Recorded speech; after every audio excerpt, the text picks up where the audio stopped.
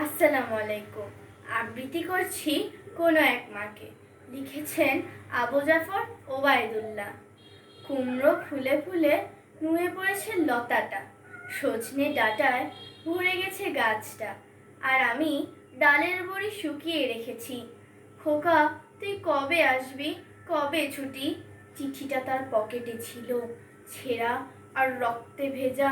মাগো, ওরা বলে সবার কথা কেড়ে নিবে, তোমার কোলে শুয়ে গল্প শুনতে দেবে না। বলো মা, তাই কি হয়? তাই তো আমার দেরি হচ্ছে। তোমার জন্যে কথার ঝুড়ি নিয়ে তবেই না বাড়ি ফিরবো।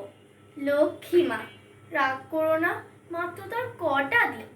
পাগল ছেলে। মা পড়ে আর হাসে। তোর উপরে রাগ করতে পারি?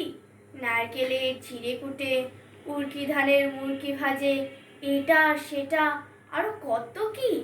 তার খোকা যে বাড়ি ফিরবে, ক্লান্ত খোকা।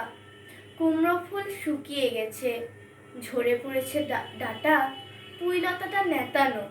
খোকা এলি, ঝাপসা চোখে মা তাকায় উঠোনে উঠোনে, যেখানে খোকার সব শুকনিরা ব্যবচ্ছেদ করে। এখন মায়ের চোখে চৈত্রের রোদ পুড়িয়ে দেয় শুকনিদের। ধন্যবাদ। বা ওই একটা জায়গাটা জানলা হয়েছে।